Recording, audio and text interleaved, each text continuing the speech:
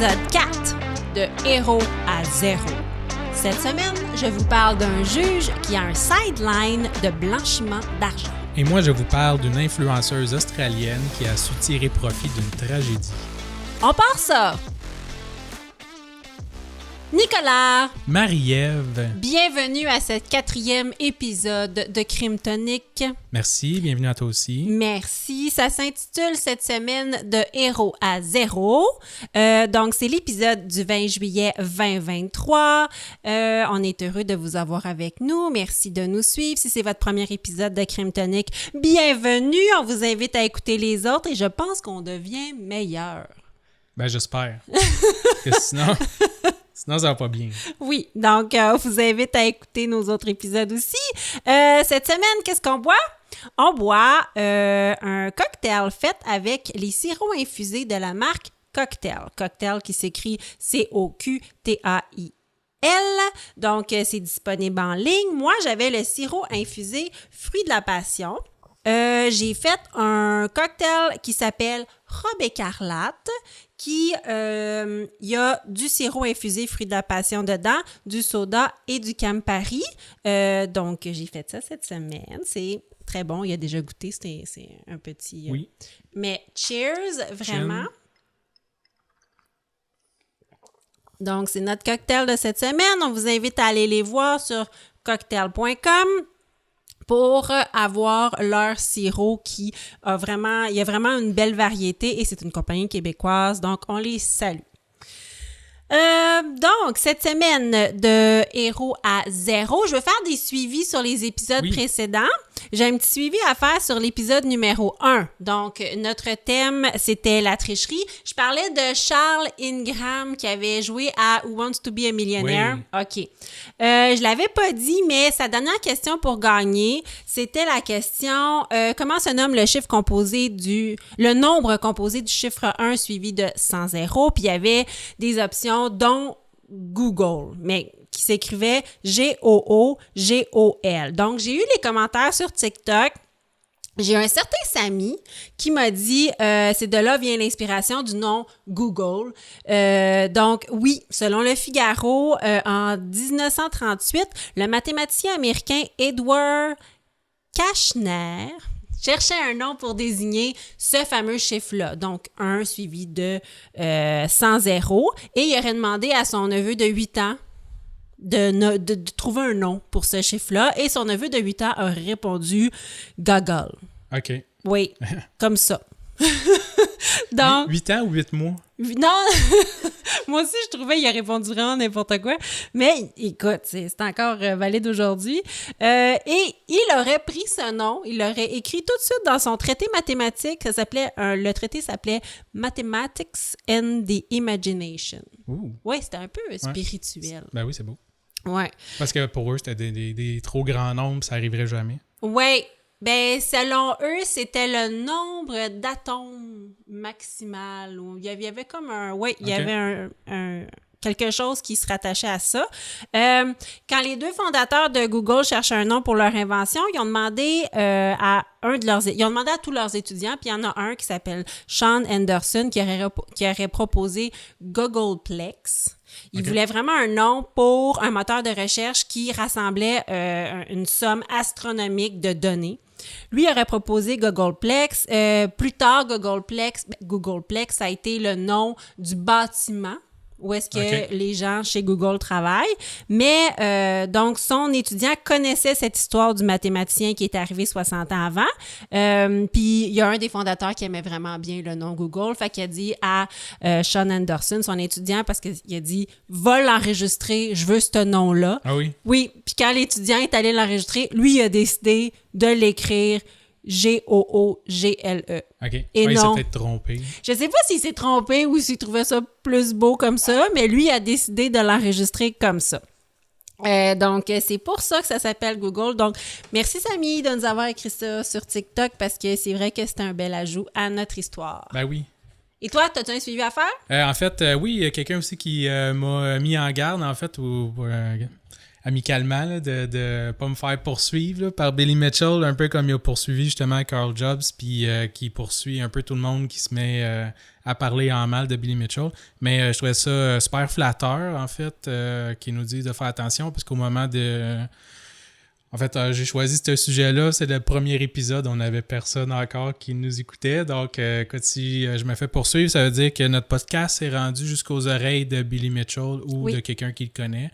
Ce qui n'est pas une mauvaise nouvelle, honnêtement. Rendu là, on se fera un GoFundMe puis on n'appellera pas l'Arcan. Ah, on pourrait faire ça, oui. Et ça veut dire aussi que Billy Mitchell serait bilingue. Aussi, oui. Et que... Excuse-moi. Ou quelqu'un de son équipe serait bilingue. Donc, oui, écoute, ça serait... ça serait spécial, mettons. Ouais. On sait pas. Ça serait un beau problème. Oui, ça serait un beau problème. Pas bien grave. Ben, ça nous arrive pour de vrai, puis ça nous coûte des millions, on va peut-être moins rire, mais pour l'instant, on trouve ça bien comique. Non, c'est ça. Je commence cette semaine avec mon champion de la semaine. Yay. Comme à toutes les semaines. Donc, OK. Là, cette semaine, notre thème, c'est de héros à zéro. Oui. Donc, je voulais vraiment des gens qui étaient perçus dans notre société comme des héros. Et selon un sondage léger paru dans le Journal de Montréal le 15 mars 2021, on a sondé un millier de Québécois. 1000 Québécois, pour leur poser la question suivante. Faites-vous confiance ou non aux gens de ces professions? Et la profession qui obtenait le plus de confiance sont... Un docteur. Non. Non? Non. C'est un pompier. OK. Oui, un pompier. Un d'accord. pompier. Oui, les gens font très confiance aux pompiers. Oui. Je ne sais pas si c'est depuis le 11 septembre, mais je sais que c'est la profession que les gens le font le plus confiance. En même temps, c'est eux qui sont premiers répondants ici au Québec. Ouais. Et on voit tout le temps des histoires extraordinaires de pompiers qui sauvent des petits animaux. Honnêtement, je leur ferais le plus confiance pour me sortir d'un pétrin ou m'aider. Plus confiance, je veux dire, pour honnêteté ou whatever, je comprends pas. Là, je veux dire, pas plus un pompier qu'un autre, là, mais... Mais la question, c'est la profession qui t'inspire confiance. Ouais. Fait que tout ce que tu sais de la personne, c'est sa profession. Ouais. Ouais. Fait que, donc, et mon champion de la semaine, je te fais deviner, il fait quoi dans la vie? Ben là, si t'as pas choisi un pompier, tu fais une drôle d'introduction. Il est pompier. Yeah. Donc, c'est Martin Bienvenu qui a 49 ans. Comme le sondage, il y a beaucoup de gens qui faisaient confiance à Martin. Oui. Oui, beaucoup de gens. C'est une histoire qui est parue dans le journal le mois passé. Donc, Martin était pompier volontaire à la ville de Saint-Hyacinthe et il était président du syndicat du service de sécurité incendie de la ville de Saint-Hyacinthe. Donc, président du syndicat et pompier volontaire. Et aussi, parce que pompier volontaire, c'est pas des chiffres nécessairement temps plein. Non, c'est ça. Il était chauffeur pour du transport de valeur auprès de la compagnie Inca. Tu sais, genre Garda, mais pas Garda. Ouais, OK. Oui, donc la compagnie Inca. Et entre 2014 et 2018, en tant que président du syndicat, il avait accès aux fonds, naturellement, et il aurait subtilisé 70 000 $ en 4 ans. Ah ouais. Ah oui. C'est ça qu'il a fait. Des fonds de pension, genre? Oui, exactement, des fonds, oui. Donc, je ne sais pas exactement comment il a fait ça, mais il a profité d'une faille dans le système. Et là, on se dit, peut-être qu'il se sentait mal. Non, pas vraiment. Je te dirais que le 13 mai 2008, le lendemain de son anniversaire, il sentait la soupe chaude. Il savait que peut-être qu'il allait se faire pogner pour les fonds de son syndicat. Fait que là, tu te dis, oh mon Dieu, il est allé avouer. Non. Il a dérobé 400 000 $ dans le coffre-fort de son employeur, le transport de valeur. Ouais, OK. Oui. Fait qu'il s'est dit, je vais faire un gros coup puis je vais disparaître. C'est un peu ça, oui. Et il a profité encore là d'une faille dans le système. C'était carrément des sacs d'argent. Wow. Oui, il y a beaucoup de monde qui faisait confiance. Avec des dollars dessinés dessus. À peu près, oui. Dans ma tête, en tout cas, c'est... C'est exactement ça. C'est exactement ça. Des grosses poches grises. Là. Oui, avec des signes de dollars, puis il y avait un petit bandeau sur les yeux aussi. Et il a dérobé ça. Et il a filé vers le Mexique avec sa copine. Il a amené quelqu'un. Donc, avec sa copine Audrey Cloutier. Donc, il a été en cavale durant 5 ans. Il était recherché par les autorités locales ici et même au Mexique. Mais il soutient qu'il n'a pas utilisé l'argent pour faire des dons de charité, parce que plus tard, on lui a demandé et non.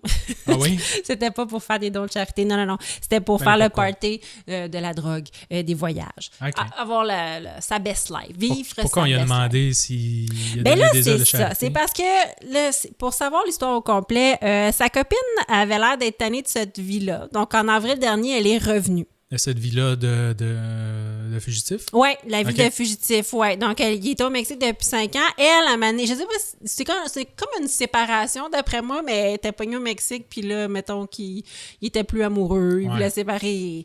Elle est revenue. Elle est revenue en avril dernier, puis elle n'a pas le choix de faire face à la justice parce qu'elle était recherchée. Donc, Martin Bienvenu se sentait un peu l'étau se resserrer sur lui. Okay. Il se disait, ah mon Dieu, tu sais, elle est repartie, ils vont venir me chercher. Ils vont savoir chez où. Ils vont savoir chez où, oui. Elle va tout avouer, puis... Donc, qu'est-ce qu'il a fait? Drôle de move. Il a appelé le courrier de Saint-Hyacinthe pour confesser ses crimes.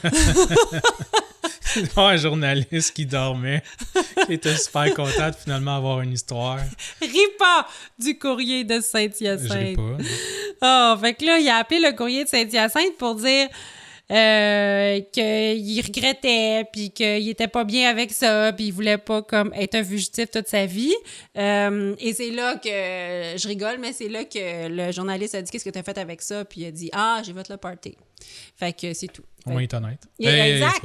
C'est pas pied, il est honnête. Ben, c'est ça. Il était vraiment rempli de remords. Puis il a vraiment dit dans l'entrevue, je peux pas croire que toute ma vie, les gens vont se rappeler de moi comme un fugitif, un menteur, un voleur. Ah, ça fallait passer avant. Oui, ben là, il va faire face à la musique. Donc, il a pris l'avion et il a été cueilli par les policiers dès sa sortie de l'avion le 28 juin dernier et il devra faire face à la musique. Il a 7 accusations de fraude et de vol devant lui. Donc, il y a un procès qui s'en vient. Wow. Donc, sais-tu s'il est revenu qu'un vol de Sunwing?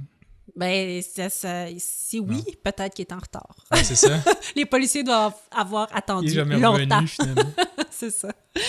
Ah, fait que c'est ça. Fait que c'était mon champion de la semaine. C'est une belle histoire. Ben, c'est une belle histoire. Écoute, ça finit bien. Je veux dire, oui, il a volé, mais dans la mesure du possible, ça finit bien. Ouais. Fait que c'était mon premier héros qui est devenu un zéro et là, qui est sur le chemin de la rédemption. Hein? On va lui donner. Ben là, il va faire face à la justice. Ah, OK. Oui, ouais. dans ce sens-là. Dans le sens qu'il il va payer pour... il va avoir une sentence pour ses crimes. Sûrement, oui. S'il est reconnu coupable pour l'instant, il est seulement accusé. Il a avoué, mais il est seulement accusé. Donc, toi, c'est qui ton héros qui devient un zéro cette semaine? Moi, je parle de Belle Gibson. C'est une méchante histoire. Ah oui? Ouais. Belle Gibson? Ouais. C'est le nom qu'elle utilisait. Paraît qu'elle avait beaucoup de noms. Là. Son vrai nom, je pense, c'est Elizabeth. Ah, OK. Gibson. Mais elle allait sous le nom de Belle Gibson. OK. Fait qu'on est en 2013. OK? Ça fait 10 ans au moment où on enregistre ça. Kate Middleton donne naissance au 3e héritier du trône. Ah, le prince George. Chris Hadfield est le premier Canadien à aller sur la station spatiale internationale. Puis l'industrie du bien-être, fait que tu sais, la croissance personnelle, la santé, tout ça, est un marché qui représente économiquement plus de 3 000 milliards de dollars. Wow! En 2013. Aujourd'hui, c'est beaucoup plus que ça. Sur Instagram, qui débute, là, j'ai vu des photos d'Instagram en 2013, ça ressemble pas à tout à la même affaire. Ah oui? Ouais. On trouve un grand nombre d'influenceurs qui profitent de ce trend-là.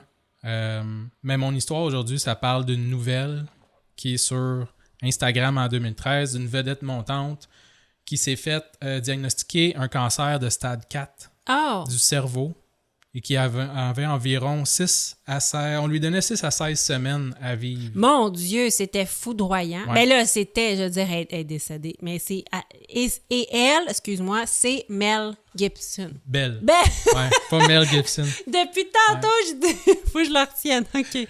Même pays, là, en fait. Belle Gibson, c'est une Australienne, est née en 91. Ah, OK. En Tasmanie. Ah, en Tasmanie. Ouais, c'est en Australie. Ah, OK, parfait. Ouais. Je n'ai pas vraiment de détails de sa jeunesse, là, puis de toute façon, c'est pas vraiment ça qui nous intéresse. C'est plus à partir de 2009, C'est là qu'elle va recevoir son diagnostic de cancer du cerveau. Comme je disais, stade 4, 2-3 mois à vivre, 3-4 mois à vivre maximum. Les traitements habituels faisaient pas son affaire. En fait, selon elle, la chimiothérapie, la radiothérapie, ça fonctionnait pas. Elle avait des effets secondaires trop sévères pour être capable de les supporter. Elle affirme qu'après 2 mois de traitement en chimio et en radio, elle avait perdu connaissance dans un parc en sortant de l'hôpital.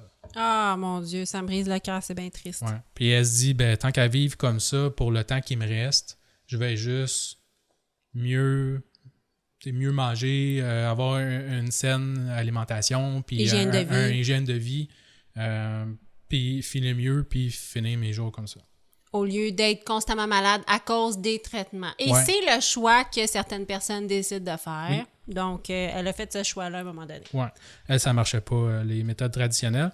Elle s'est tournée vers des moyens alternatifs, principalement sa diète. Son secret, c'était de couper tous les OGM, les agents de conservation, la viande, les produits laitiers, le sucre, le gluten. Prenez des suppléments de vitamines, des traitements d'oxygène, des traitements au sel, peu importe ce que c'est. Quand on veut vivre, on prend, c'est ça, c'est quand même, c'est drastique, mais on parle de faire face à la mort, là. Oui, c'est ça. Puis, elle était également une grande fan de la thérapie de Gerson. Ah, je connais pas ça. Gerson. G-E-R-S-O-N. OK. Je vais t'expliquer c'est quoi. C'est quoi? Sur le site cancer.gov, en fait, qui est legit, là. C'est quand même quelque chose qui a été un traitement inventé par un docteur, là, le docteur Gerson. La thérapie, elle sert à traiter les patients du cancer pour les aider là, à mieux filer. Puis ça consiste, et c'est bien important de suivre méticuleusement les directives. 1. Boire 13 verres de jus par jour. Le jus doit être de fruits et légumes organiques et doit être pris à toutes les heures. OK, donc tu es debout 13 heures, tu bois un verre de jus par heure. Ouais, c'est ça. Wow! Ensuite, manger végétarien, des fruits et légumes, des grains entiers. Préparer sa nourriture sans sel, sans épices, sans huile. Et ne pas utiliser d'ustensiles ou de poêle en aluminium. OK. Et 4, prendre des suppléments de potassium, de coenzyme Q10 avec de la B12, des vitamines A, C, B3, puis plein d'autres cossins. Mais ça sonne pas plaisir de vivre. Non. Ça a l'air compliqué. Et 5, finalement, le 5e, se faire régulièrement des lavements au café et à la camomille. Passons. Pour détoxifier le corps. OK. J'ai pas de commentaires sur ce bout-là. C'est ça. C'est avec tout ça et sa pensée positive qu'en 2013, donc 4 ans après son diagnostic de cancer de 2009. Elle n'est pas morte.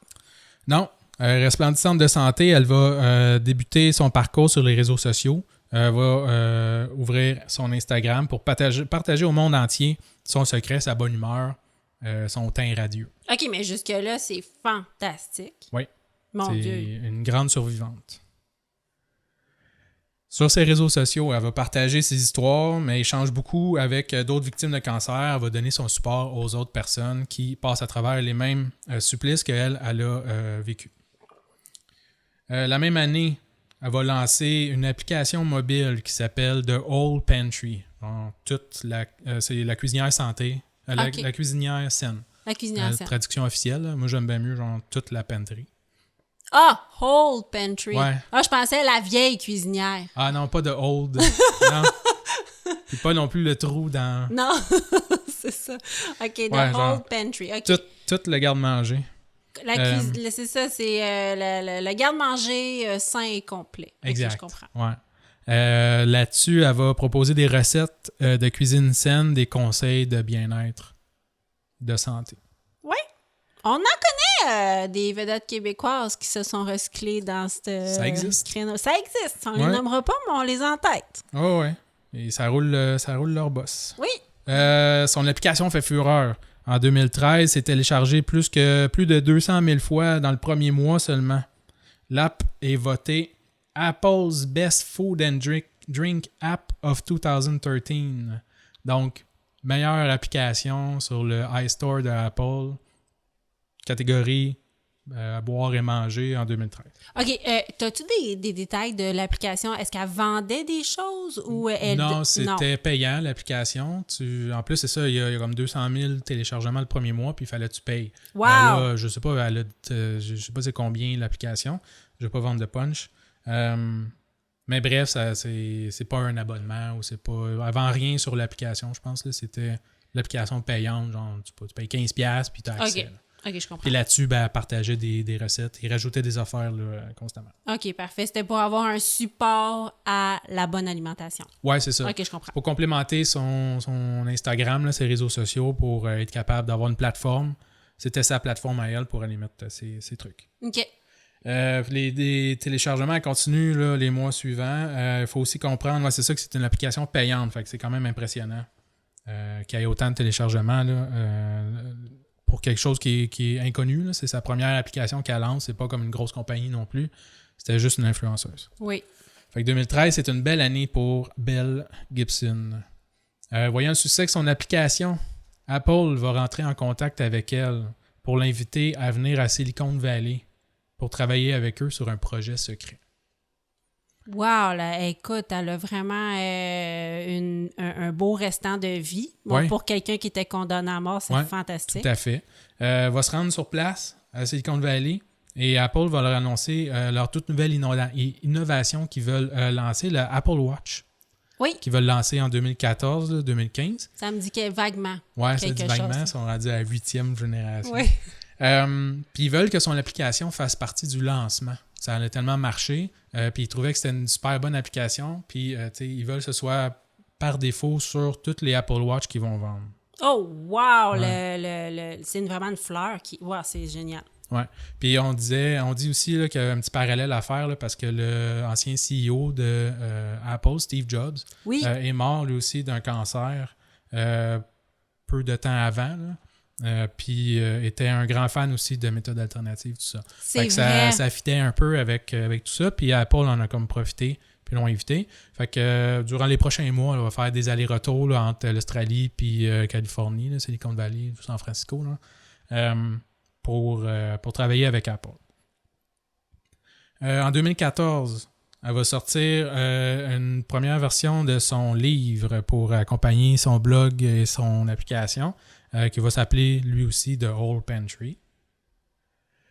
Elle fait des multiples entrevues avec les magazines, dont Cosmopolitan, Marie-Claire, Mamma Mia, que je connaissais pas, Australian Women's Weekly, Ben oui. Elle Magazine. Elle devait être super populaire, là. Ouais, et Elle Magazine va la nommer en décembre 2014 Most Inspiring Woman You've Met This Year. Wow! Fait que ça roule, Tout va bien. plein régime, Instagram, blog, application, collaboration avec Apple. Tout est parfait. Wow! Ouais. Faut quand même noter qu'elle n'a jamais prétendu non plus trouver un remède contre le cancer, mais elle partage plutôt son approche puis des saines méthodes de vie. Oui, c'est ça qui peut prévenir jusqu'à un certain point si on a un style de vie sain à pas développer le cancer. Mais ça, il faut vraiment que ça soit dit de façon prudente. Ouais. Toujours très, très prudente, oui. Ouais. Mais elle va vendre de l'espoir, tu sais. Fait que Oui. tout va super bien, elle continue à se faire des lavements, puis la vie est belle. Dis de même. T'es lavement au café. Ouais. Toi, t'es un peu sur le nerf après. Ça réveille. Ça doit Ça réveille réveiller. sec. Ouais. Ouais, durant la fête du 4e anniversaire de son garçon, elle va avoir une rechute. Ah, Ouais, elle aurait été victime de convulsions qui ont duré presque une heure. Mais tu sais, sa famille, ses amis, tout le monde pensait qu'elle allait mourir, mais ce à quoi elle voulait pas qu'on appelle l'ambulance. Elle disait que ça faisait partie de son quotidien, qu'elle était habituée d'avoir des séquelles comme ça là, de son cancer.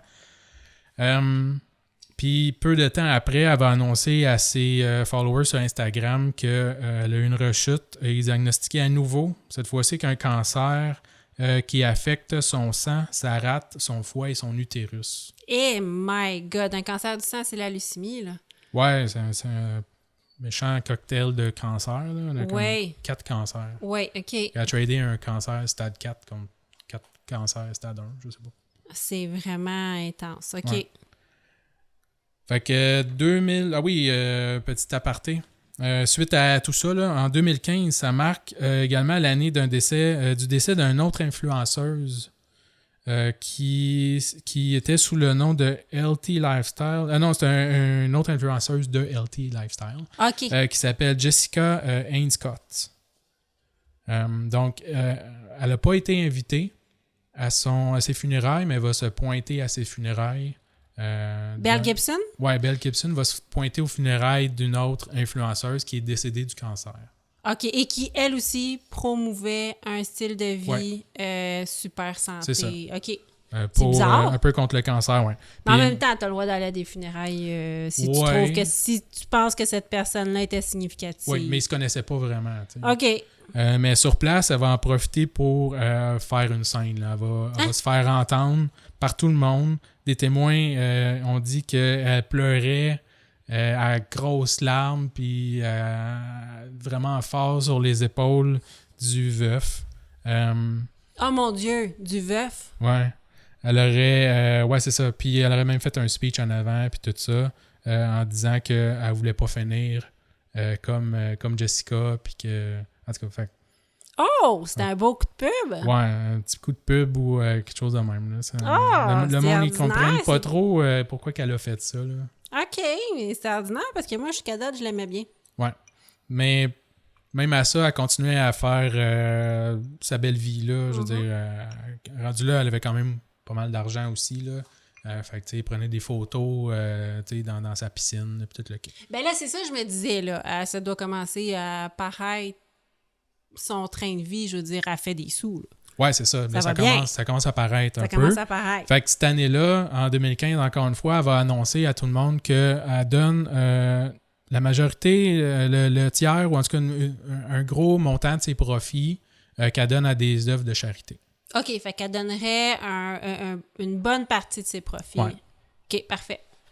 Puis ça, c'est le genre d'erreur que le monde, ils font parfois puis qu'ils finissent par se faire pogner parce que tu peux vérifier ça. Puis justement, il va y avoir des journalistes qui vont aller vérifier si c'est vrai qu'elle a fait des dons à des œuvres de charité et c'était pas vrai. Ah, c'était pas Non, vrai? c'était pas vrai.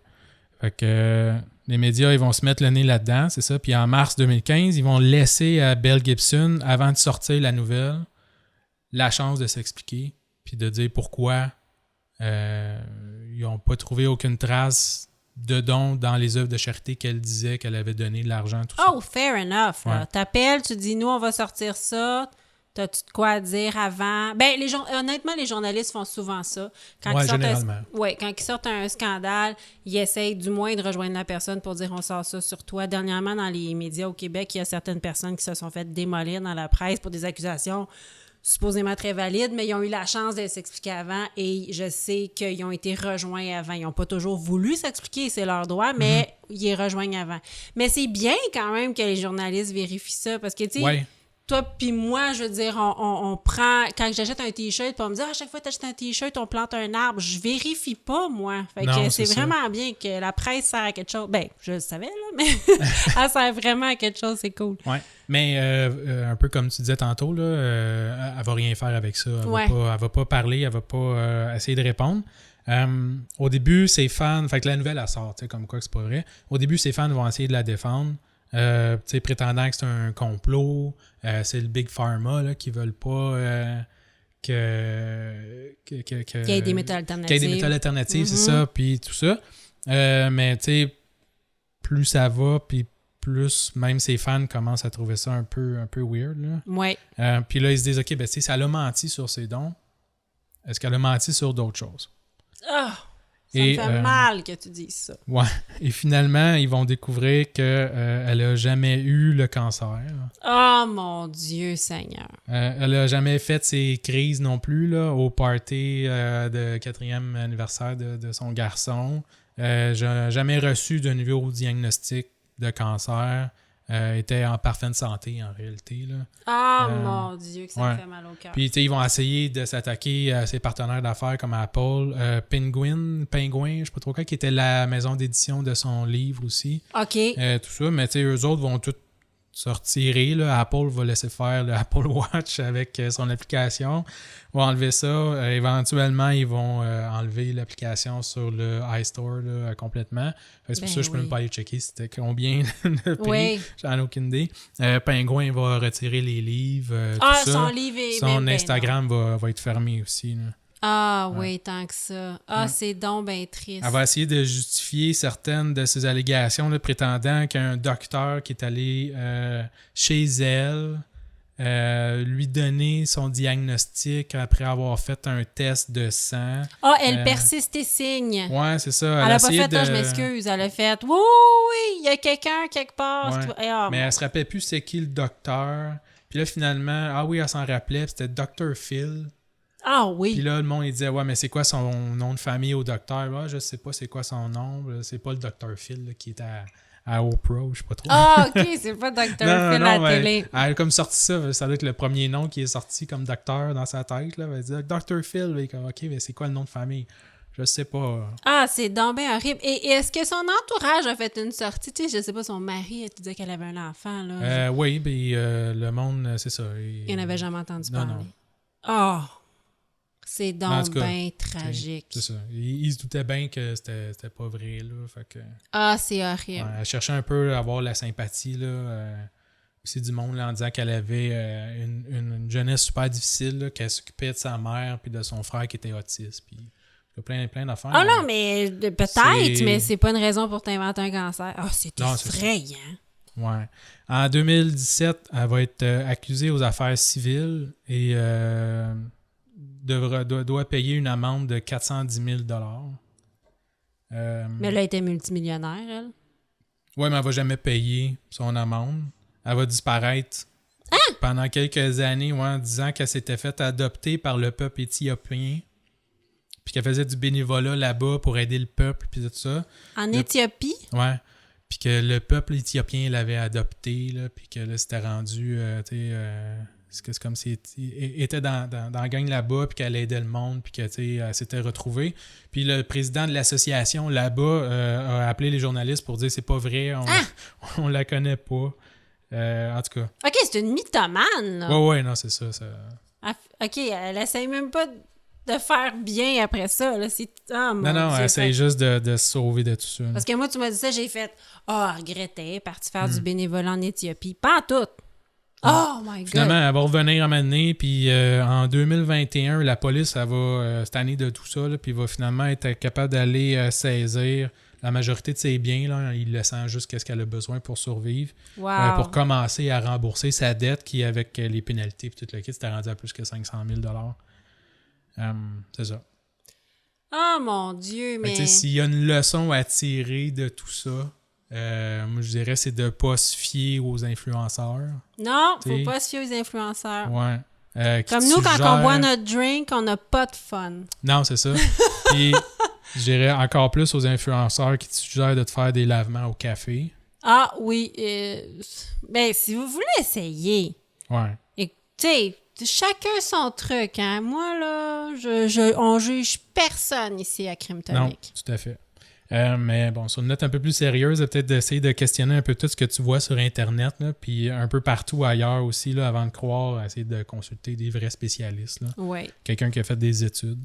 Faire attention aux médias aussi, là, parce que même avec les bonnes intentions du monde, quand ils ont finalement vérifié pour les dons aux charités, mais le monde n'avait pas vraiment vérifié avant si c'était vrai qu'elle avait le cancer. Non. Puis c'est pas drôle le cancer. Là. Non. Fait que tu veux pas non plus arriver puis faire ah ouais, c'est-tu vrai que tu as eu le cancer, puis aller chercher dans son passé pour des viens me prouver que tu avais un cancer. Là. Fait que, non, exactement. Le monde peut être relativement mal à l'aise envers ce genre de nouvelles-là. Fait que, ils vont pas la challenger. Puis c'est ça. Fait qu'on... C'est ça. Mais quand on n'est pas menteur puis qu'on n'est pas malveillant, des fois, c'est dur de s'imaginer que quelqu'un pourrait inventer. Parce que il il y a tellement, malheureusement, beaucoup de cas de cancer que tout le monde peut se retrouver. Tu sais, on connaît tous quelqu'un, on a tous dans notre famille, malheureusement, une histoire de cancer. Fait que tu veux pas, c'est ça, challenger quelqu'un en disant c'est vrai. Ça touche tout le monde. Là. Tout le monde connaît quelqu'un qui a survécu ou qui est mort du cancer. Là. Oui, c'est tellement gros de prétendre avoir le cancer et de ne pas l'avoir que c'est... Oh mon Dieu, c'était vraiment une bonne histoire. Merci. Vraiment, Google doit s'en mordre les doigts. Apple. Apple, excuse-moi, oui, pas Google. Google sûrement aussi, là, mais pour d'autres raisons. Moi, je te parle du juge Flaïf. Tantôt, je te parlais... oui, il s'appelle Flaïf. Dis ça 3-4 fois, vite. Flaïf. Tantôt, je te parlais du fameux sondage du Journal de Montréal qui demandait les professions qu'on avait le plus... envers lesquelles on avait le plus confiance. J'avoue que juge, pourquoi c'est pas sorti? À 68 %. Ah! Oui, c'est sorti. Pompier, c'était... 95. Eh boy! Oui. Le dernier en bas, là, je me rappelle plus le pourcentage, je pense que c'était 37 %. C'était... politicien. Vendeur de chars. Ah oui? Oui. Oui, les vendeurs de chars, malheureusement, sont toujours... Pourtant, j'ai des amis vendeurs de chars, c'est des personnes extraordinaires. Ouais. Mais oui, c'est considéré comme le métier envers lequel, la profession envers laquelle on a le moins confiance, malheureusement. Pourtant, on en a besoin quand on en a besoin. Puis, tu sais, c'est ça, hein, ça revient à dire c'est les spécialistes. Là. Fait que, tu sais, tout ce que tu as lu sur Internet avant d'aller chercher ton char, d'aller essayer ta Hyundai Accent ou je sais pas quoi, là, ben, tu sais, tu as lu des reviews puis tu fais plus confiance au monde sur des forums Internet que le vendeur. Oui! Tu sais, ça prouve, là. Ça veut dire qu'on pense que le vendeur est là pour nous crosser. Ben, c'est ça qui est poche. Oui, malheureusement, mais c'était il les connaît, lui, les chars. C'est sûr qu'il va te dire d'acheter le sien puis pas celui du voisin. Mais il peut quand même avoir des conseils hyper pertinents, là. Ben oui. Ben oui. Donc, juge, c'était à 68 % que les gens faisaient confiance. Et je te parle du juge Flaïf. Donc, je commence par un petit événement qui est arrivé le 16 février 89. Donc, Madame Janice McGimsey. Oui, McGimsey. Ferme les portes de sa succursale de la Banque de Montréal, dont elle est directrice, mais elle ne part pas à la maison cette journée-là parce qu'elle doit recevoir un dernier client après les heures d'ouverture. OK. Ouais. Donc, l'homme, c'est un homme, son client, arrive avec un sac sport contenant des dizaines de milliers de dollars. Madame McKimsey compte tout l'argent scrupuleusement et lui remet une traite bancaire au nom d'une compagnie au Panama. Pas ça, c'est pas en tout. Non. Donc, à sa demande, elle lui remet une traite bancaire, un montant de 300 000 $. Il y avait 300 000 dans son sac? Oui, il y a 300 000. Et quand Mme McGimsey lui demande d'où vient cet argent, parce qu'il lui demande, l'homme dit qu'il liquide des fonds d'une compagnie. Donc, il y a des compagnies et il liquide les fonds de sa compagnie. En cash dans un sac sport. Et voilà. Et elle ne posera plus jamais de questions parce que la même opération se répétera 7 autres fois. Wow. Oui, donc dans les 5 mois suivants, dans 7 succursales de la rue McGill, mais on sait que l'homme se présentera aussi dans 2 autres succursales. Et à chaque fois, Mme McGimsey recevra l'homme après les heures d'ouverture, comptera l'argent et lui remettra une traite bancaire. Quand même. Donc, j'espère qu'elle a touché une cote ou quelque chose. Non, elle ne faisait que son emploi, que son travail. En overtime. Et qui est cet homme? Flaïf. Il s'agit de Robert Flaïf, qui est avocat criminaliste.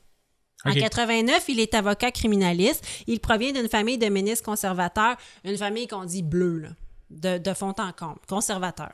Ah, OK. Ils ont toujours été conservateurs. Oui, bleu conservateur. C'est une famille de ministres et de juges qui a été nommée par les conservateurs. Okay. Toute sa famille. Il y a beaucoup de ministres, quelques ministres et des avocats, des juges qui sont nommés, parce que les juges sont nommés par les conservateurs de père en fils. Vraiment une famille proche du pouvoir. Ouais. Ils ont un abonnement aux positions privilégiés. Oui. C'est des gens qui votent du bon bord et qui ont des privilèges. Donc, je t'amène... Là, on est en 89 quand il allait à la banque pour donner son argent. Là, je t'amène le 21 mars 93 à Burlington, au Vermont. Je t'amène voir Paul Larue. Donc, Paul Larue pense qu'il va réaliser le deal de sa vie. Il a 40 ans et il vient de Sherbrooke. Là, il est au Vermont, mais lui, il vient de Sherbrooke. Okay. C'est un trafiquant de cocaïne important au Québec. Et lui est convaincu que cette journée-là, il va faire un deal. Il est au Vermont parce qu'il a été mis en contact avec un certain, check le nom, John Burns. Quel nom qui n'existe pas. Ouais, hein? C'est comment comme Max Power. Oui, c'est ça. Mais on va faire un deal de coke avec qui? Il s'appelle John Burns. Ouais. Pose pas de questions. Non, c'est ça. Donc, John possède d'importantes quantités de cocaïne à vendre. Il y a 10 000 kilos de cocaïne à vendre. Puis Paul négocie pour envoyer toute la cocaïne à Montréal. Mais ce qu'il ne sait pas, c'est que John Burns, c'est un agent double. Ah, OK. Ouais. OK. Ouais. Puis ils ont choisi ce nom-là. Ouais, c'est ça. Il y a vraiment un policier qui s'est fait un personnage puis il s'est dit « Je vais m'appeler John Burns ». S'il arrive avec des grosses lunettes puis une moustache, pousse-toi, là, c'est clair que c'est un policier déguisé. Là. Mais Paul Larue, c'est vraiment un trafiquant notoire. Il a rien vu venir. Fait que, tu sais, ça devait être plausible. Ouais. C'est ça. Peut-être, je sais pas. Peut-être qu'en 93, c'était bien hot comme nom. Aujourd'hui, je regarde ça, je fais comme, me semble que ouais. C'est pas un nom qui se peut, mais bon. C'est un agent double et Paul sera arrêté la main dans le sac. Paul doit être jugé en Floride, puis il y a une sentence. Le bureau antidrogue lui dit « Watch out, ta sentence sera très lourde. » Les preuves sont accablantes, naturellement. Il s'est fait pogner par un agent double. Puis c'est sûr que Paul va finir sa vie en prison. Fait que les autorités américaines le convainquent de passer un accord puis de devenir délateur pour eux. S'il dénonce tous ses complices de sa carrière criminelle au complet, il n'y aura que 14 ans de prison. J'ai dit tantôt qu'il avait 40 ans, donc tu sais, il va sortir de prison à 54 ans. Il y a des chances de sortir un jour. Parce que là, en ce moment, s'il ne fait pas de deal, il ne sortira jamais. Non. Donc, il va juste avoir 14 ans de prison s'il se met à table. Il se met à table, il dénonce tous ses collaborateurs. La plupart sont québécois. Fait que, tu sais, la police américaine... On n'a rien à foutre. On en a rien à foutre. Mais quand la police américaine a toutes les informations qu'elle désire, elle passe le relais aux policiers québécois. Fait que Paul se retrouve à témoigner contre plusieurs criminels québécois que la police québécoise connaît très bien. Ouais. Et Paul va se retrouver dans plusieurs procès de criminels québécois. Et il va aider à les faire condamner. Ça fait partie du deal, il n'y a pas le choix. Donc, le témoignage de Paul Larue est massif. Il comprend plusieurs noms de criminels, plein de faits. Il y a des choses pour le prouver. C'est une grosse confession. Il y a un détail dans cette confession.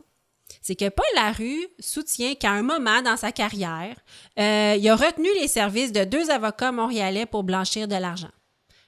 Robert Flaïf et Gérard Lavoie. Il dit ça dans son témoignage. Sur le coup, les policiers, ils ont bien du pain sur la planche. Fait que 2 avocats, oui, en 89, j'ai engagé 2 avocats, ils ont aidé. Ça leur, tu sais, ils font, OK, parfait, mais là, nous, on pogne des gros poissons, puis on t'offre, fait que, go, donne-nous des noms de criminels. Fait que c'est plate pour les avocats, mais sur le coup, ils se disent qu'ils ont des bien plus gros poissons à attraper que 2 avocats montréalais. T'as mieux arrêter le monde qui met de la drogue sur la rue que ceux qui blanchissent de l'argent en arrière. Est-ce que tu vas les chercher en dernier? Là? Ouais. Exactement. Le problème, c'est qu'exactement à ce moment-là, on est à 93, Robert Flaïf sera nommé juge à la Cour supérieure à la dernière journée au pouvoir de Brian Mulroney. Oh. Ouais, la dernière journée au pouvoir Avant de partir, lui, il a signé. Ils font tout ça, hein? Oui. Avant de partir, ils font comme, OK, tiens, mes amis, hop, voilà, OK, ils sont rentrés, salut, moi, je m'en vais, puis il y a quelqu'un d'autre qui va être pogné avec vous autres.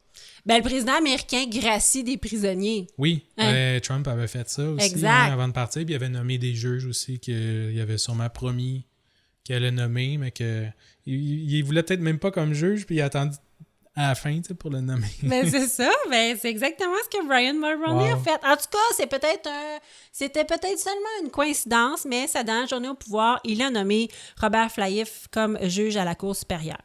7 jours plus tard, seulement 7 jours plus tard, Flaïf reçoit Jacques Duchesneau, qui est alors numéro 2 au SPCUM.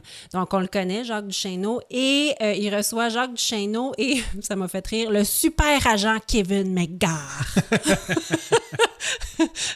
Moi, je veux le titre de super agent, oui. À son bureau. Et ça n'a jamais été confirmé, mais à ce moment-là, les 2 policiers lui auraient expliqué, écoute, t'es sorti dans un témoignage d'un délateur, t'as été dénoncé, mais fais-toi-en pas, il n'y aura pas d'accusation portée contre toi parce que c'est vraiment difficile de faire condamner un juge sur le témoignage d'un délateur. Un délateur, c'est pas reconnu comme un témoignage fiable. Ouais. Donc, de faire tomber quelqu'un... Et puis, ils disent tout le temps qu'on essaie, selon la jurisprudence, on essaie de pas faire tomber des gens par un témoignage dont le crime est moins important que ce pourquoi la personne fait de la délation, parce que ça fait pas de sens sinon. Donc, on essaie de prendre les plus gros crimes de la dénonciation. Oui, en fait, ça fait partie de la preuve, puis ça aide à donner des pistes, mais c'est pas assez solide pour faire accuser personne. Exactement. Puis c'est ça. Puis dans les autres procès que Paul Larue va témoigner, il aide à la condamnation, mais c'est pas la seule. Son témoignage n'est pas la seule raison que les criminels se font condamner.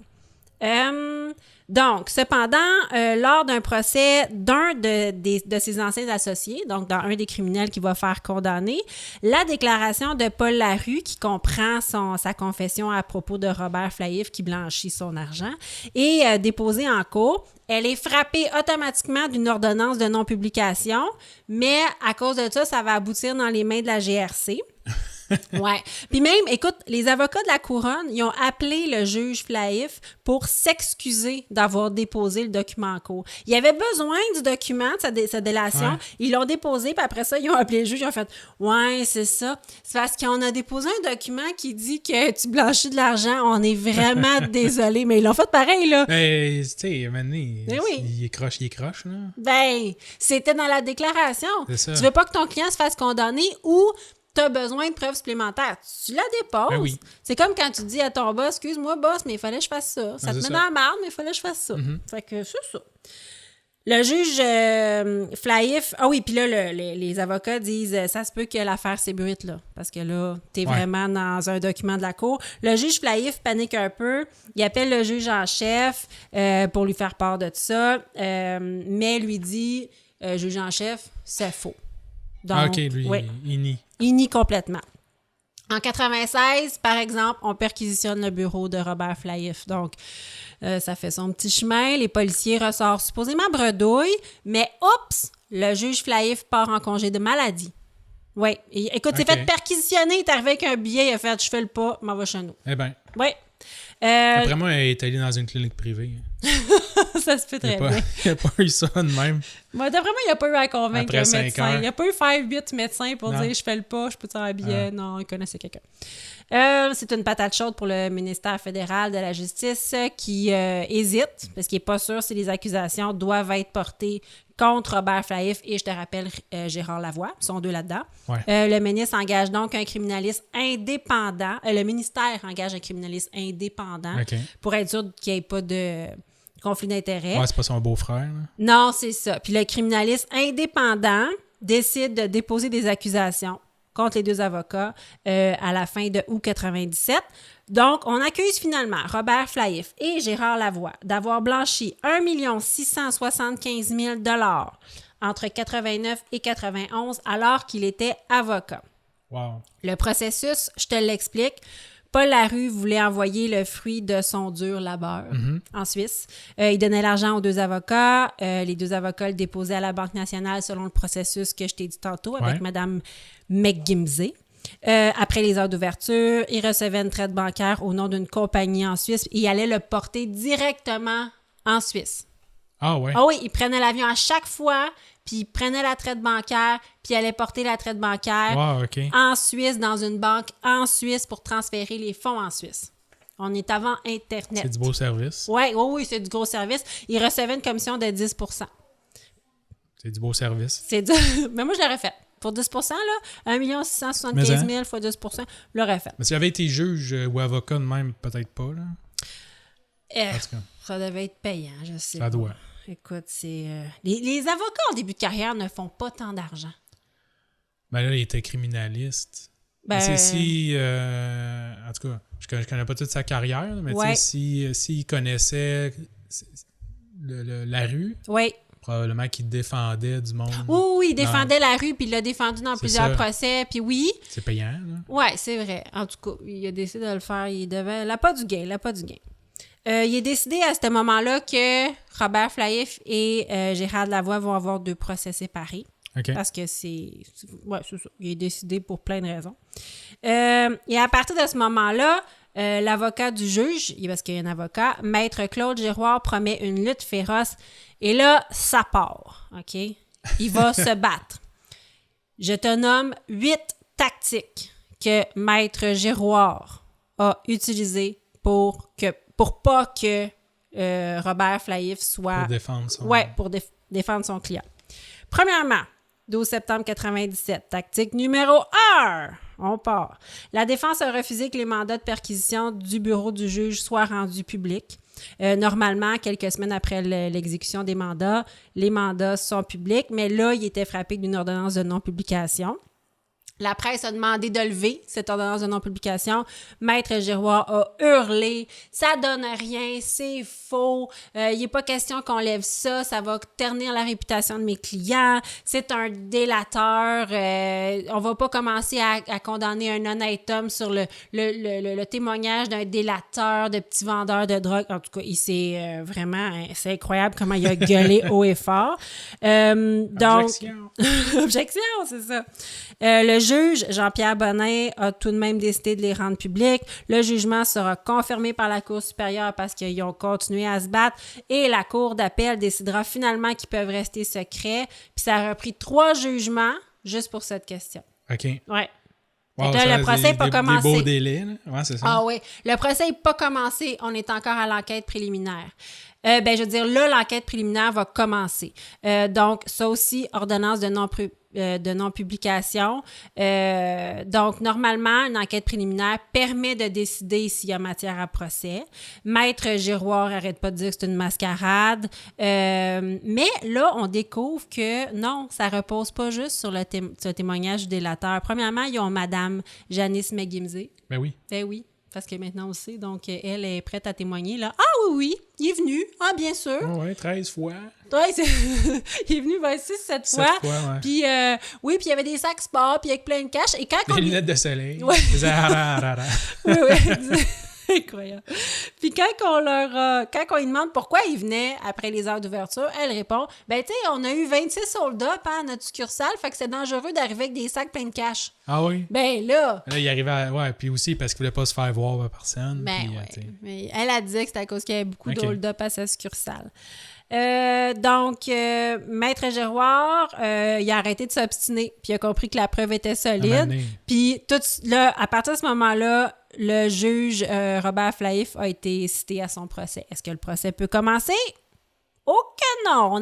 Ça, c'est que la tactique numéro 1. On a la tactique numéro 2. La défense a demandé une commission d'enquête sur la police suisse. Rien de moins.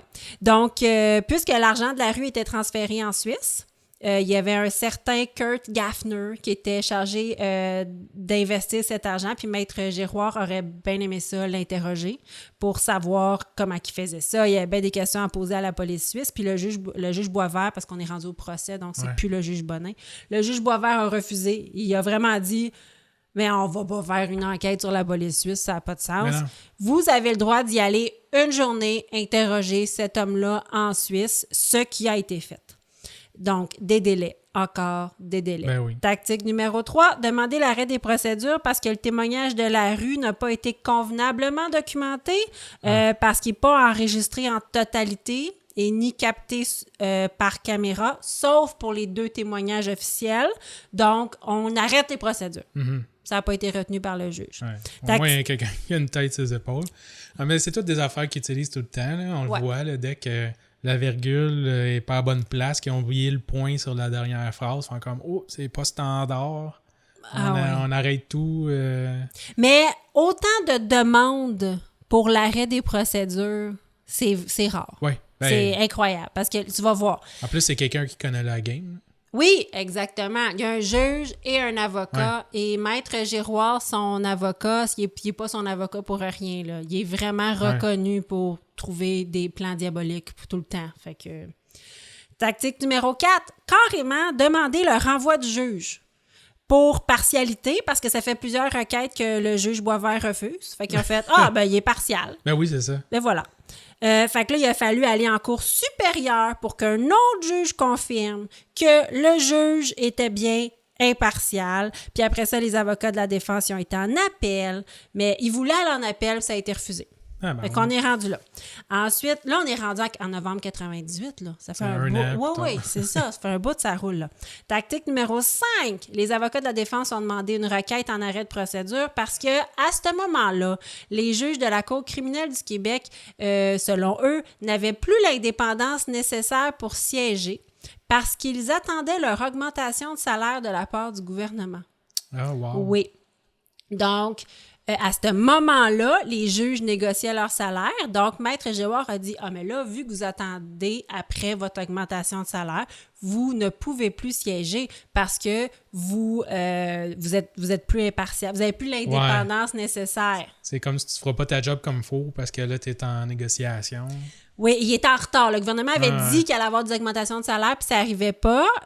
Donc, naturellement, un juge Boisvert a rejeté la requête, mais les avocats étaient en cour supérieure. Il y a une requête. Tu sais, une requête en arrêt des procédures, là, c'est comme un acquittement.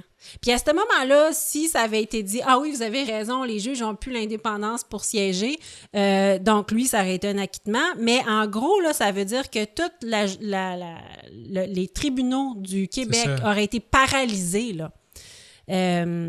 Donc, la dernière requête est jugée frivole et dilatoire. En d'autres termes, ça suffit. Parce que là, le procès n'est pas commencé, là. Non, il doit y avoir quelqu'un là-bas là, qui était tanné là, à tous les matins qui rentre, là, puis là, il y a pas de email peut-être là, dans ce temps-là, je sais pas, là, mais il y a une lettre de son bureau, là, bon, il ouvre ça. Encore une affaire, il faut que je check, il faut qu'il remplisse des papiers, il faut qu'il appelle. Après ça s'en va en cour supérieure tout le temps pour faire... autorisé ou je sais pas quoi. Oui, parce qu'à chaque fois... travailler du monde pour rien. Oui, parce qu'à chaque fois, le juge Boisvert disait « OK, on commence le procès lundi. » Puis à chaque fois, Maître Giroir disait « Non! J'ai une requête parce que là, moi, je trouve qu'il devrait avoir un arrêt des procédures parce que... » Et à chaque fois, c'était une raison différente. Ben oui. Mais le procès commençait jamais. Ça prend tout le temps une semaine ou 2 ou 3 ou 4 à checker, puis à faire la paperasse. Puis, oui, puis il y a des délais. Je vais aller interroger quelqu'un en Suisse. Puis là, après ça, mais là, tu rejettes ma requête, je m'en vais en cour supérieure. Après ça, je m'en vais en cour d'appel. Exactement, ça finit plus. Donc, écoute, c'était... Et là, le procès doit commencer. Là, le juge est à bout, dit le procès doit commencer. La tactique durant le procès sera de dire que Robert Flaïf a manipulé de l'argent, mais ne savait pas d'où est-ce que cet argent venait. Ça va être la tactique de la défense. Parce que si Robert Flaïf parvient à prouver qu'il ignorait d'où provenait l'argent, oui, il devrait être acquitté. Il n'y a pas d'intention criminelle. Fait que il devrait être acquitté. Mais par exemple, plusieurs faits démontrent que Robert Flaïf était au courant de la business de la rue. Ils se connaissaient depuis longtemps. Même que Robert Flaïf appelait Paul Larue le poudrier. Et il aurait même dit, à un moment donné, Larue il a ramené plein d'argent à Blanchet et Robert Flaïf lui aurait dit « C'est bien payant la poudre ». Wow! Fait que... il sait d'où ça vient. Ouais, il savait. Mais ça, c'est selon Larue. Mais quand même, c'est ça. Il a vraiment dit que c'est bien payant la poudre. Tactique numéro 7, obtenir le droit de mener une enquête, une commission rogatoire envers toute la police suisse. Encore une fois, ils reviennent là-dessus, c'est rejeté. Tactique numéro 8, soutenir que la police du Québec a carrément acheté le témoignage de Larue en lui donnant des avantages pour son témoignage. Naturellement... Ben, c'est ça. C'est ça. Un délateur a le droit à certains avantages, comme la réduction de peine aux États-Unis. Il a demandé le déménagement de sa conjointe puis de ses enfants, la libération d'une accusation de blanchiment au Canada, bref. Mais il soutient que les policiers se sont complètement laissés manipuler par le délateur puis que le public va perdre confiance en la justice. Bref, il faut se rappeler que tout ce que le délateur a dit a été prouvé d'autres façons, de toute façon. Ouais, c'est ça. Fait que, tu sais... C'était juste l'étincelle là, qui fait qu'ils sont allés chercher plein d'autres preuves ailleurs. Là. Exactement. Quand ils ont fait la perquisition, là, ils en ont trouvé des choses. Ils ont trouvé des passeports, que lui il se rendait en Suisse. Ils ont trouvé beaucoup de choses. C'est pas vrai qu'ils sont sortis bredouilles, là. À ce stade, le juge Boisvert était à bout, complètement. Il aurait déclaré « La charte garantit un procès juste, pas parfait ». Là, ça suffit. Ouais. Le juge Robert Flahiff a finalement été déclaré coupable d'avoir blanchi 1,7 million de dollars. Je dis le juge parce qu'à ce moment-là, le juge était toujours un juge parce qu'il n'avait pas été déclaré coupable. Un arrêt de maladie, mais il est encore juge. Exactement. Il touchait un salaire de 175 000 par année. Dans les années 98. Ouais. Donc, le 26 février 99, il reçoit sa sentence de 3 ans de prison. Le juge qui remet la sentence est super peiné pour sa famille. À ce moment-là, lui a 3 filles, 10, 7 et 5 ans. Le juge dit qu'il inflige la honte à sa famille. Vraiment, il le chaîne devant tout le monde, oui. Même qu'on dit que le juge est allé s'asseoir avec sa femme quand il a voulu recevoir sa sentence et le juge Boisvert lui a dit « Allez vous asseoir au box des accusés. Il était outré, oui. Il y a vraiment eu un combat de coq. Donc, il dit que la honte qu'il infligeait à sa femme est terrible. Il y a une enquête pour destitution, pour lui enlever son statut de juge, mais il va remettre sa démission. Il ne va pas se rendre là. On va arrêter de gaspiller l'argent des contribuables. Non, après son procès qui a duré tellement longtemps. Oui, il va remettre sa démission en avril 99. Il va faire une demande pour faire appel, mais ça va être rejeté. Donc, il va prendre officiellement le chemin de la prison. Selon ses dires, il est dépressif, il est malade et, écoute bien ça, il en est réduit à travailler comme concierge et paysagiste. Eh bien. Tu sais, quand on dit de héros à zéro, comme si les concierges et les paysagistes étaient... Moi, ça m'a outré, c'est sûr cette que ça phrase-là, change là. de ton gros siège avec ton whisky et ton cigare après avoir travaillé toute la journée dans une cour, là, mais bon. Ah, c'est ça qu'il disait, j'en suis réduit pour faire, tu sais, de l'argent. Mais tu sais, il en a fait de l'argent dans sa vie, là, oui. tu sais. Puis il en aurait fait toute sa vie, là, s'il n'avait pas voulu faire un petit peu... Oui. S'il n'avait pas fait des mauvais choix, complètement. Sa demande pour faire appel est engagée, mais rejetée. Il va purger le 6e de sa peine, malgré plusieurs rapports défavorables parce qu'il ne veut pas faire de travaux en prison. Ah ouais? Il y a beaucoup de rapports défavorables des autorités carcérales. Il est réticent à faire des travaux manuels. Fait qu'il se fait chicaner. Ouais, donc ça va pas bien. Malheureusement, parce qu'on ne souhaite pas ça à personne, il ne survivra pas à sa disgrâce. Il va mourir à peine quelques années plus tard d'un cancer. Oui, ça a vraiment été la fin pour lui, là.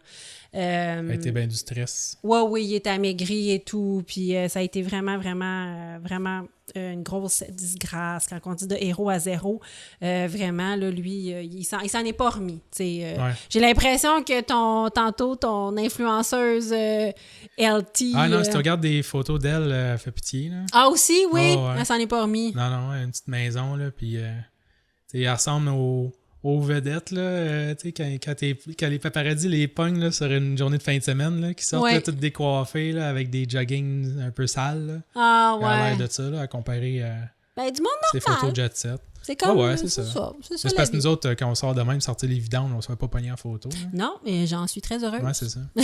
Nous autres, tu as quelqu'un là chez eux, il fait « Ah, elle est sortie, là, il prend une photo. » Ouais, exactement. Oh, ben merci beaucoup pour ta fabuleuse histoire. C'était super intéressant. Merci à toi. Ça fut encore une fois très, très, très drôle et intéressant. Oui, on a appris des choses aujourd'hui. Je vous invite à nous suivre sur notre groupe Facebook privé. Vous faites la demande. Ça s'appelle Crime Tonic Podcast. Donc, notre groupe Facebook privé. Sur Instagram aussi, on a un Instagram où est-ce qu'on met plein de trucs. Sur TikTok, je mets plein de choses sur TikTok. On fait des vidéos. Avant, on présente les drinks. C'est super le fun. On fait des petits bouts des petits bouts de notre podcast. On a un site Internet aussi où est-ce qu'on met toutes nos sources. Oui, pour pas polluer les détails et les affaires sur les autres plateformes. Là. On va tout mettre sur le site Internet, les liens, puis les sources, puis les détails de chaque épisode. Oui, le site Internet qui est... Crimetonic.com, tout en un mot. Et voilà, Crimetonic avec un C. Et on a notre chaîne... C'est HTTP, deux petits points, HTTPS. barre oblique. Ouais, HTTPS, deux petits points, barre oblique, barre oblique. Oui. www. Crimetonic.com. On a une chaîne YouTube aussi, si vous voulez voir nos belles faces. Vous n'êtes pas obligés. Ça s'écoute très bien en podcast. C'est la même chose. C'est la même affaire. Avec la vidéo. Avec la vidéo. Un jour, on vous présentera sûrement notre chien que vous avez peut-être entendu japper dans l'épisode pendant qu'on essaye d'enregistrer. Oui. Merci beaucoup de nous suivre. Je vous rappelle que nos épisodes sortent 3 fois par mois, le 10, le 20, le 30 de chaque mois. Ça nous fait vraiment plaisir que vous nous suivez. Merci infiniment. Et si vous voulez aller nous mettre des étoiles sur les plateformes de téléchargement, des commentaires aussi. Des commentaires. Des étoiles, 5 si possible, pour qu'on paraisse mieux sur le téléchargement. S'il vous plaît. Si c'est bon. Si c'est pas bon, là, c'est pas rien. Mais si vous êtes rendu là dans le podcast, ça ne devait pas être si mauvais. Ouais, c'est ça. Donc, mettez-nous des étoiles pour déjouer les algorithmes puis qu'on pop plus vite quand les gens font des recherches de True Crime. On est un podcast de True Crime qui ne fait pas dans le sanglant, mais on aimerait ça se faire connaître aussi. Merci beaucoup, beaucoup, beaucoup. Épisode 4, c'est un wrap. Merci. Merci et on vous quitte avec la phrase de la fin. Si vous faites le mal, faites-le bien. Bonsoir. Bonsoir.